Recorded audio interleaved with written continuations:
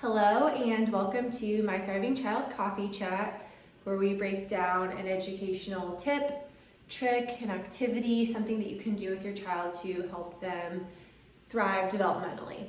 So today we're going to be talking about pre-writing strokes, and I have a little special guest today, my dog Millie. So we'll see how long she sits in my lap for this, but we're going to go through kind of just like a 101. So why are pre-writing strokes important, and diving into like what they actually are and how to developmentally progress them.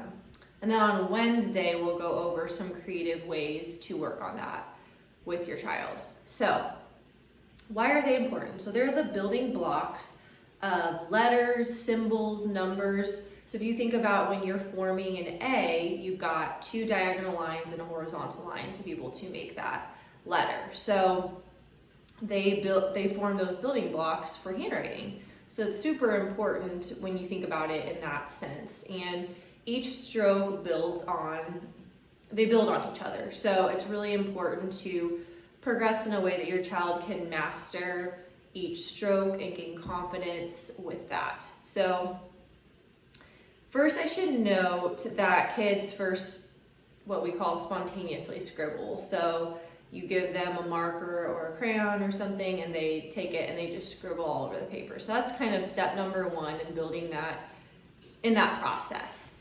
So, and before I go into the strokes, sorry, I'm jumping around a little bit here. I want to go over the progression of learning these so that you know when you're helping your child, you're like, okay, they're in the tracing stage, so next up is imitating, or we might be in the tracing stage for a longer time, and that's okay.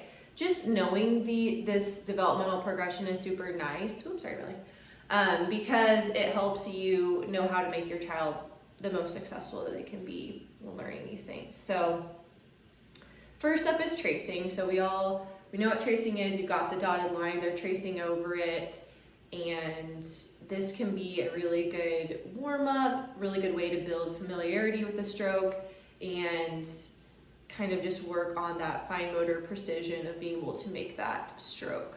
So building that motor pattern in their brain over and over again with the tracing.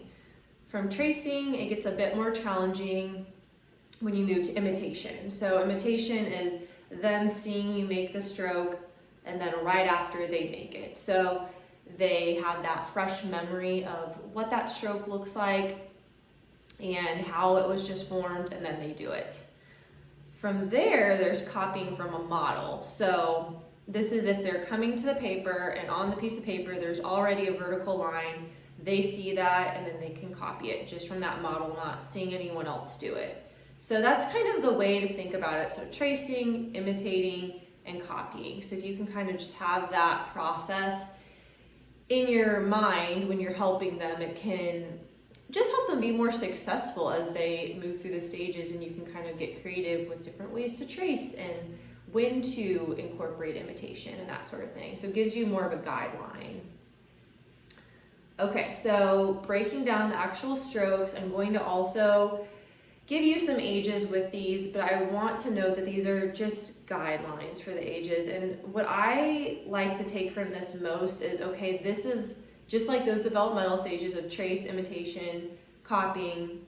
I like to remember that this is the progression of the stroke. So I want to work on a vertical line before I would work on a diagonal line. And again, this is helping them be more successful in kind of grading and progressing things in a way that makes sense. So I just like to kind of give my 2 cents about that I use that more as just a guideline of, okay, we've mastered this stroke, this is what's next. Okay, so kind of using it in that way. But I will give ages just because sometimes it can be helpful. So first step is the vertical line. So that is imitating at 2 years old, and then mastering copying at 3 years old. And that's just going from top to bottom. And then the horizontal line, so working on left to right, that is imitation at 2.5 years old, and then copying at 3 years old. From there, we move to a circle, so that's 2.5 years old imitation, and 3 years old copying. From there, we move to the cross, so that's 3.5 years old for imitation and 4 years old for copying. And again, that cross, so that's building on knowing the vertical line and the horizontal line and being able to intersect those lines. So you can kind of see how things build on, how the pre-writing strokes build on each other.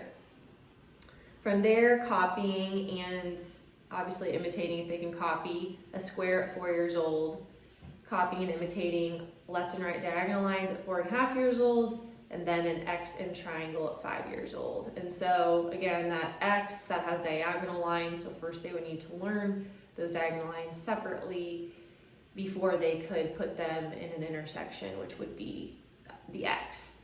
So, and again, like the triangle, that has 2 diagonal lines in it and a horizontal line. So again, you can kind of get a picture of how all of these build on each other. And in my blog, I break this down too. So you can kind of have, you know, more of a visual with that, and you can look at that way. Sometimes it's kind of hard when you're just hearing about it. So you can definitely go to my blog for more visuals for that and have a better idea of what strokes and how to progress them.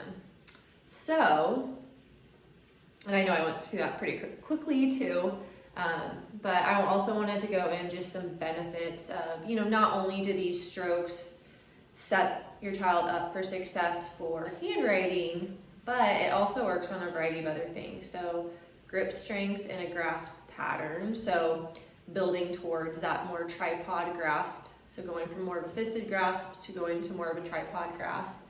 So building on that grasp progression just by repetition and working on it. And then the grip strength to hold the pencil to make these more precise strokes. From there, it also works on visual motor integration. So our brain takes in information and has a motor output. So that's just visual motor integration is just a fancy way to say that, right? So they see the stroke on the piece of paper, or they see you do it, they take in that information, and then they have that motor output of drawing the shape. So just that loop, working on that is a really good thing to do, and working on the pre-writing strokes helps with that. Probably goes without saying that it works on attention and focus. In order to do those strokes, you have to have sustained focused and attention. Like I said, that fine motor control, so being more precise with a utensil like a pencil to be able to form those strokes. And then bilateral skills, we want them holding the piece of paper with one hand to stabilize it and drawing with the other. So work on using those hands together. And then visual perceptual skills, so being able to decipher size and shape of the stroke, and then being able to replicate it. So maybe you make a big vertical line or a big circle and a small circle, and can they see that, take that in, that visual stimulus in through their brain, and then make a shape a similar size. So working on a lot of different good skills. And so on Wednesday, I will go over different fun ways to work on these strokes, to generalize it across some different settings and add in some sensory components and really help their brain build some repetition and good information as far as how to integrate and form these strokes. So thank you for joining the coffee chat, and I will see you on Wednesday to go over again the different ways to practice it in a fun way. So thank you for joining.